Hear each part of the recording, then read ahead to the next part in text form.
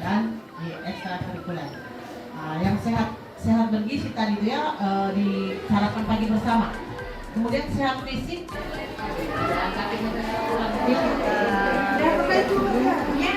Modul ajarnya, karena rencana ini modul ajar dari mapel lain. Rencana kita mau ada supervisi. Jadi kita lihat dulu secara keseluruhan modul ajar.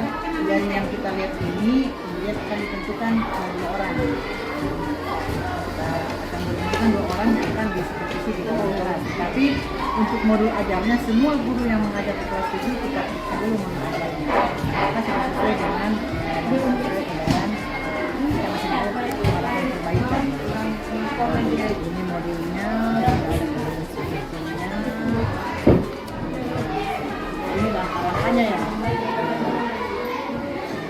Ini modulnya sudah sesuai dengan CP-nya sampai ke asesmen. Ini contoh soalnya. Berarti ada lembar LKPD-nya juga.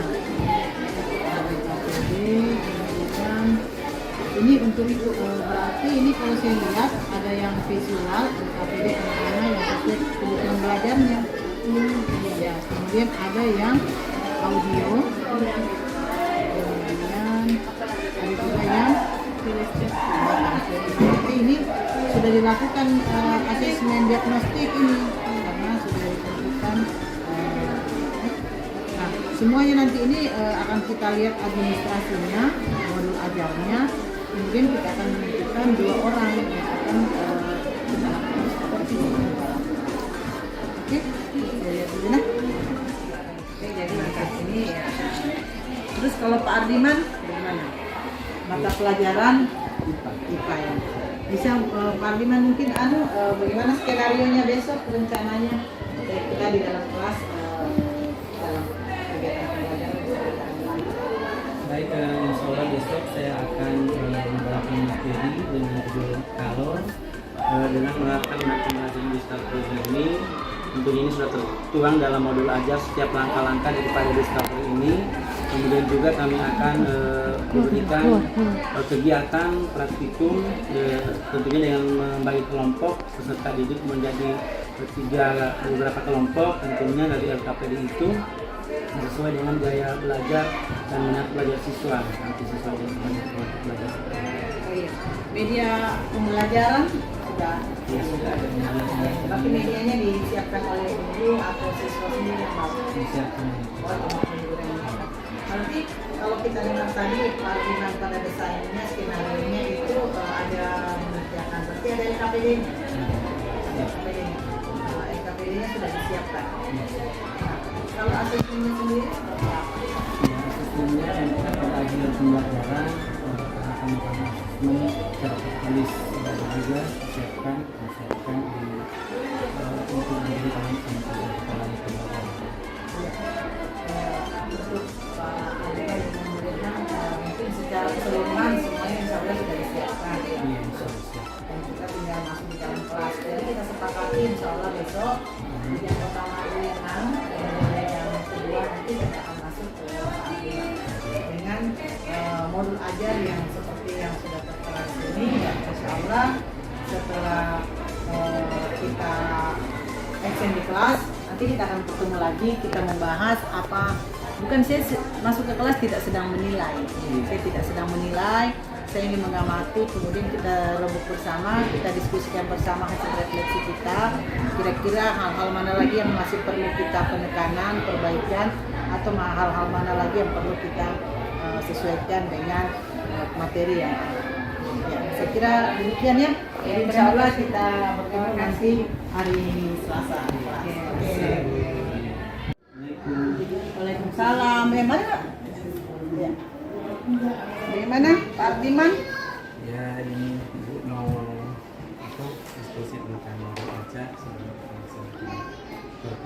Oh iya, alhamdulillah. Ini yang saya senang sekali kalau ada teman-teman guru yang minta untuk dilihatkan pembelajarannya. Sekaligus nanti kita akan melihat bagaimana implementasi penerapan kurikulum Merdeka khususnya di kelas 7 berapa? 7 ya, insya Allah. covernya sudah bagus ya, berarti ini menerapkan apa kemarin hasilnya digitalisasi. Ini pakai apa ini? Canva. Oh iya, alhamdulillah. Oh iya, kita masuk. Nanti ini tentang mata pelajaran IPA. Jadi kita sudah lihat ada CP dan lain-lain. Ada kendala yang selama terjadi proses pembelajaran yang tadi yang kepikiran itu Bu, masalah pembelajaran diferensiasinya. Karena kan kami ini menyiapkan 3 jenis LK. LKPD-nya ada, kita membagikan kelompok belajar siswa berdasarkan gaya belajar, mulai dari tes asesmen diagnostik awalnya itu. Jadi kita harus membagi 3 LKPD-nya, ada visual, audio, dan kinestetik. Jadi apa yang saya kepikiran itu proses pengaturannya itu di dalam kelas, dalam proses pembelajaran itu. Tapi memang semuanya itu sudah berdasarkan hasil tes diagnostik ya. Alhamdulillah, berarti penerapan kurikulum merdeka di dalam penyusunan modul ajar, kemudian melihat kesiapan siswa, bagaimana kebutuhan belajar siswa memang sudah dipersiapkan. Nah, yang menjadi kendalanya pada diferensiasi, bagaimana diferensiasi prosesnya. Tapi kan kita belum masuk ke kelas. Mungkin bagusnya setelah Pak Ardiman menyusun persiapannya, sudah ada disiapkan LKPD-nya berdasarkan hasil asesmen. Sebaiknya kita lihat bagaimana di dalam kelas. Nanti kita akan bisa melihat adanya kendala-kendala yang kira-kira muncul yang seperti diragukan. Siapa tahu nanti di dalam kelas akan muncul pada saat kita lihat pembelajarannya yang diferensiasi prosesnya kan.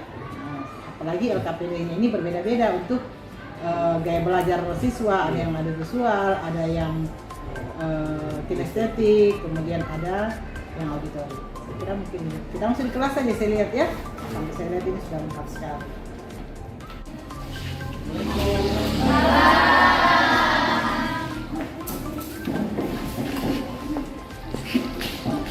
Gimana kabarnya hari ini? Baik. Alhamdulillah.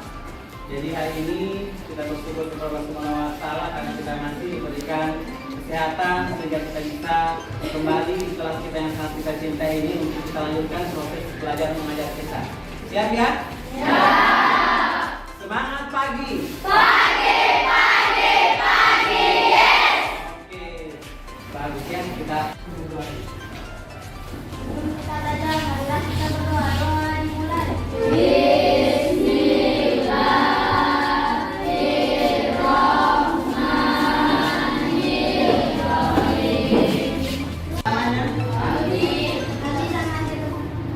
Aldi dan oke, keterangannya apa? Sakit tanpa keterangan apa dong? Kita doakan ya semoga cepat sehatnya sampai pelajaran.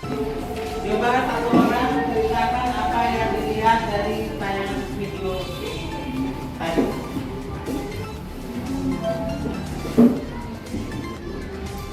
Coba kalian.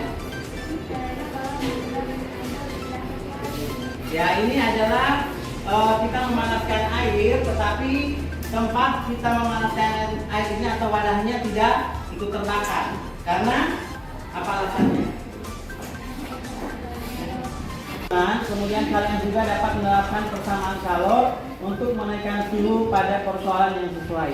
Ya, kemudian yang ketiga juga melalui diskusi, ya kalian diharapkan mampu menjelaskan dan membedakan macam-macam pemindahan kalor dengan benar. Jadi inilah sebentar yang harus kita capai setelah kita belajar ya. Jadi kita ikuti baik-baik pembelajarannya karena sebentar akan kita tes atau kita berikan asesmen ya, evaluasi. Ya, ikuti baik-baik. Oke. Kemudian selanjutnya ya tadi sudah saya coba dilihat gambar yang di depan ini, gambar apa? Ya, alat ini digunakan untuk seperti yang telah kita pelajari minggu lalu. Nah, hari ini kita akan lihat kaitannya dengan suhu ini ya. Suhu kan kita sudah tahu bahwa adalah ukuran derajat panas suatu benda. Tapi pengetahuan kita tentang kalor ini hari ini kita akan bekerja ya. Kita akan dibagi kelompok ya. Jadi Anda akan dibagi ke dalam beberapa kelompok ya. Jadi sebentar akan saya bagikan LKPD-nya.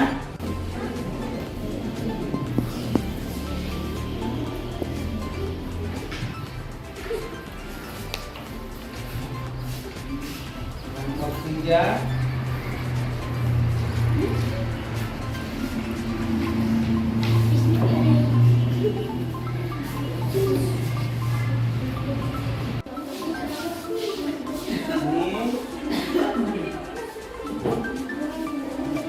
ya, sebelumnya ini ada alat-alatnya. Yang pertama ada bunsen, ya berfungsi untuk membakar.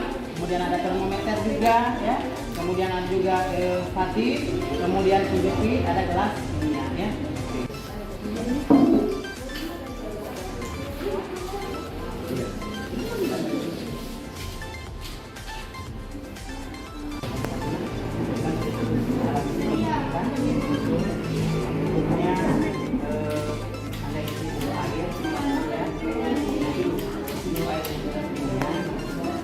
Berapa kita dapat suhu awal, ya, suhu awal itu sebelum kita bakar menyalakan ini.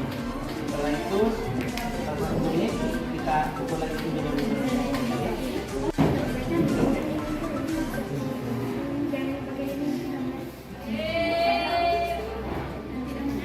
Iya, sudah berapa?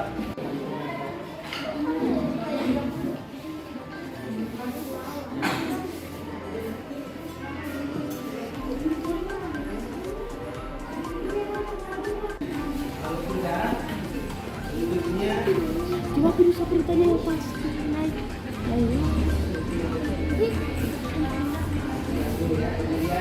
Kalor bergerak alamiah mengalir dari benda kemudian tinggi ke benda yang bersumber lebih rendah.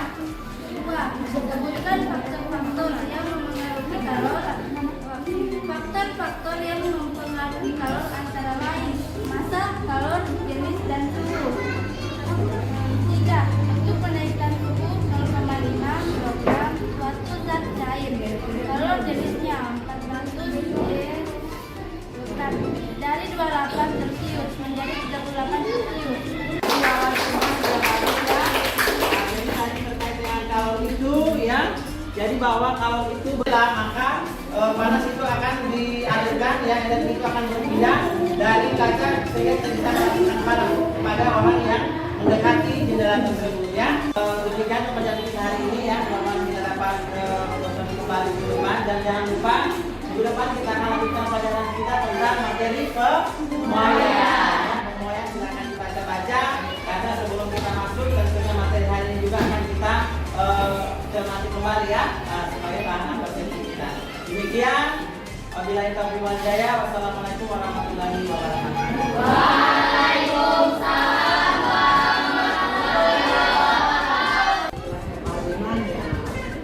Real, media langsung. Anak-anak tadi materinya apa tadi? Tentang kalor.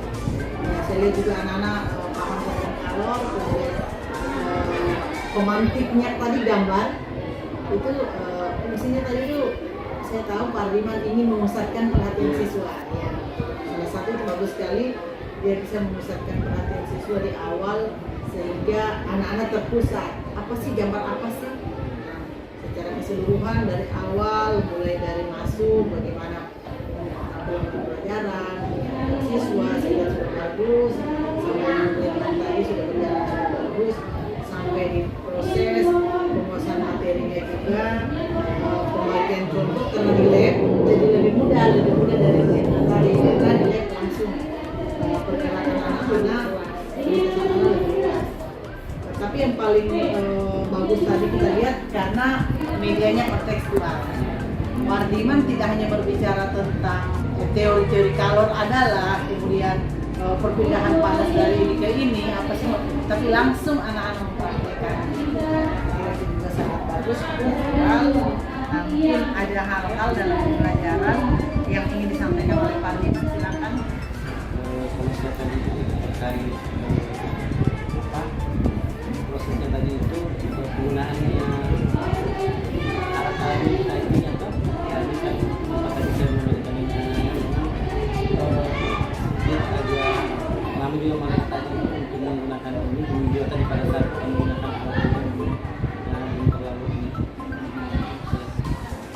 Ya, saya kira kalau alat itu memang kita perlu niat, karena apalagi oh ya saya lupa